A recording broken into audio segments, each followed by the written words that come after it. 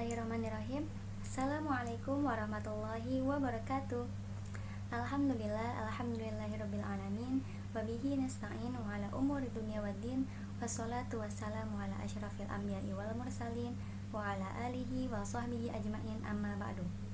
Pertama-tama, marilah kita panjatkan puji dan syukur atas kehadirat Allah Subhanahu wa taala yang mana masih memberikan kita nikmat Islam, iman, serta sehat walafiat.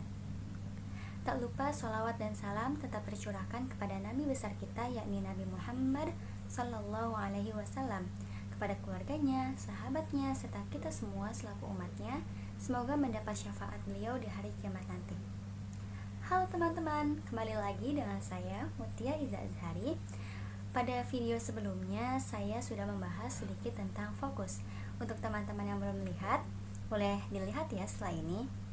Nah, pada kesempatan kedua ini, izinkan saya untuk membahas sedikit tentang The 7 Laws of Happiness atau 7 rahasia hidup yang bahagia. The 7 Laws of Happiness adalah sebuah alat yang bisa kita gunakan untuk membuat hidup kita menjadi lebih sehat. Loh, kenapa sehat? Sebab hidup akan terasa lebih bahagia apabila kita selalu dalam kondisi sehat. Bagaimana rumus kesehatan itu? Rumusnya ada 3. Yang pertama, makan makanan yang bergizi dan teratur. 2. Istirahat yang cukup. 3. Berolahraga setiap hari. Sayangnya, setelah kita melakukan ketiga hal tersebut, kerap kita masih merasakan sakit. Rupanya, kita telah melupakan satu rumus lagi yang begitu amat penting, yaitu cara mengelola pikiran. Cara mengelola pikiran kita yaitu dengan cara melatihnya. Maksudnya, melatih kita untuk menyaring pikiran-pikiran mana saja yang bisa kita izinkan masuk ke kepala, serta membuang jauh-jauh pikiran-pikiran yang tidak penting, serta melatih kita untuk mengeluarkan pikiran-pikiran yang tidak sehat yang sudah terlanjur masuk ke dalam kepala, dan menggantinya dengan pikiran-pikiran baru yang jauh lebih sehat. Inti dari The 7 Laws of Happiness sebenarnya adalah untuk membangun mekanisme pertahanan yang kuat bagi diri kita. Semua kuncinya itu adalah dengan mengelola pikiran kita tadi, atau mind management. Kita hanya bisa memikirkan satu hal pada setiap waktu. Maksudnya, apabila kita sedang memikirkan hal-hal positif, kita tidak akan sempat memikirkan hal-hal negatif. Begitupun sebaliknya. Nah, selanjutnya, apa aja sih 7 rahasia hidup yang bahagia itu? Ayo kita kupas bersama-sama. Cekidot. 7 Laws of Happiness ini, atau 7 rahasia hidup yang bahagia, dirumuskan dengan 3-3-1, yaitu 3 rahasia pertama berkaitan dengan hubungan kita dengan diri kita sendiri, 3 rahasia kedua berkaitan dengan hubungan kita dengan orang lain, dan 1 rahasia terakhir berkaitan dengan hubungan kita dengan Tuhan. Orang yang berbahagia adalah orang yang berdamai dengan diri sendiri, dengan orang lain, dan tentunya dengan Tuhan. Dengan demikian, ketujuh rahasia ini ditulis dengan secara berurut, tidak bisa dilompat-lompat ataupun dibalik-balik. Langsung saja, 3 rahasia pertama yaitu berkaitan dengan hubungan kita dengan diri kita sendiri, yaitu ada sabar, syukur, dan sederhana. Sabar adalah dasar dari segala hukum yang ada. Tanpa sabar, tak mungkin kita bisa bersyukur, dan tanpa sabar pula, tak mungkin kita bisa menemukan kesederhanaan dalam setiap masalah yang kita hadapi. Dan sabar juga merupakan dasar dari segala hukum kebahagiaan. Dari ketujuh hukum kebahagiaan ini, sabar merupakan hal yang paling sulit dilakukan. Bersyukur adalah menerima apapun yang kita dapatkan dengan senang hati. Kita bisa bersyukur pada hal-hal yang telah kita miliki, bukannya hal-hal yang belum kita miliki. Dengan mensyukuri apa yang telah kita miliki, maka kita akan mendapatkan kesenangan, kenikmatan, dan keberkahan yang tak ternilai harganya. Dan juga jika kita bersyukur kepada Allah, itu sama saja seperti kita bersyukur untuk diri kita sendiri. Sebagaimana yang tercantum dalam Quran surat Luqman ayat 12 yang berbunyi, Bismillahirrahmanirrahim. Walaqad atayna Luqmanal hikmata an ishkur lillah Wa man yashkur fa innama yashkuru li nafsihi wa man kafara fa innallaha ghaniyyun hamid. Dan sungguh telah kami beri hikmah kepada Luqman, yaitu bersyukurlah kepada Allah, dan barang siapa yang bersyukur kepada Allah, maka sesungguhnya ia bersyukur untuk dirinya sendiri, dan barang siapa yang tidak bersyukur, maka sesungguhnya Allah Maha Kaya, Maha Terpuji.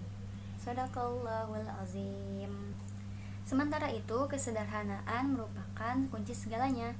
Kita sering menghadapi masalah yang rumit dan kompleks, sebab kita terlalu masuk ke hal-hal yang teknis dan terperinci. Pada akhirnya, kita sering melupakan bahwa hakikatnya masalah tersebut sebetulnya sederhana saja. Nah, rumus kesederhanaan ini selalu mengingatkan kita akan esensi sebuah masalah dan tujuan besar yang ingin kita capai. Nah, selanjutnya, 3 rahasia kedua yang berkaitan dengan hubungan kita dengan orang lain, yaitu ada rahasia 4, kasih, rahasia 5, memberi, rahasia 6, memaafkan. Kita bahas satu-satu ya. Setelah berhasil menanamkan rahasia 1, 2, 3, maka kita akan menjadi manusia yang damai terhadap diri sendiri. Nah, selanjutnya yaitu berdamai dengan orang lain. Rahasia ini tak bisa dibolak-balik sama sekali. Tak mungkin orang yang bisa menerapkan kasih, memberi, dan memaafkan apabila ia belum mampu untuk bersabar. Tak mungkin pula bisa menerapkan rahasia 4, 5, 6 ini jika ia belum mampu untuk bersyukur. Begitu pula dengan rahasia ketiga, sebelum melihat masalah yang rumit menjadi sederhana, selama itu pula ia belum bisa membangun hubungan dengan orang lain. Nah, teman-teman, perbedaan yang menarik antara rahasia 1, 2, 3 dengan rahasia 4, 5, 6 yaitu ada pada paradigmanya. Nah, rahasia 1, 2, 3 yaitu paradigmanya menerima, sedangkan rahasia 4, 5, 6 paradigmanya adalah melepaskan. Rahasia 4, 5, 6 juga tidak bisa dibolak-balik. Kasih adalah paradigmanya, cara berpikirnya, dan niatnya. Kasih akan melihat orang lain yang perlu disayangi. Kasih juga merupakan inti segala bentuk hubungan antar manusia. Dan dengan kasih inilah yang merupakan dasar dari memberi dan memaafkan. Memberi yang tanpa didasari oleh sikap kasih adalah memberi dengan maksud yang sembunyi-sembunyi, yang dilandasi dengan sikap ada udang di balik batu. Begitu pula dengan memaafkan. Maafkan ini jauh lebih sulit lagi, apalagi apabila tidak didasari dengan sikap mengasihi. Dan yang terakhir, satu rahasia ketujuh berkaitan dengan hubungan kita dengan Tuhan, yaitu pasrah. Setelah mencapai kedamaian dengan diri sendiri dan orang lain, kita perlu mendapatkan kedamaian yang seutuhnya. Kedamaian yang seutuhnya tidak bisa kita dapatkan kalau kita belum menjalin hubungan yang baik dengan pencipta kita, yaitu Tuhan yang Maha Pengasih lagi Maha Penyayang. Ketika berdamai dengan diri sendiri, kita membutuhkan 3 rahasia. Begitupun dengan hubungan kita dengan orang lain, kita membutuhkan 3 rahasia. Tetapi dengan Tuhan ini kita hanya membutuhkan 1 rahasia, yaitu pasrah.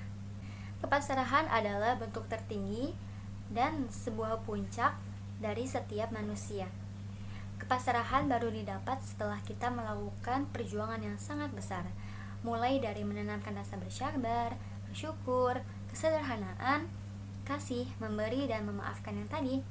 Ini adalah sebuah proses yang penuh dengan perjuangan. Sebuah perjuangan memang selalu dimulai dengan kesabaran dan diakhiri dengan kepasrahan. Sekian yang bisa saya sampaikan, semoga dengan penjelasan tadi bisa menjadikan kita pribadi yang berdamai dengan diri sendiri, orang lain, dan tentunya Tuhan yang Maha Pengasih. Kurang lebihnya mohon dimaafkan. Jangan lupa like, comment, and share video ini ya, serta subscribe channel saya. Wassalamualaikum warahmatullahi wabarakatuh.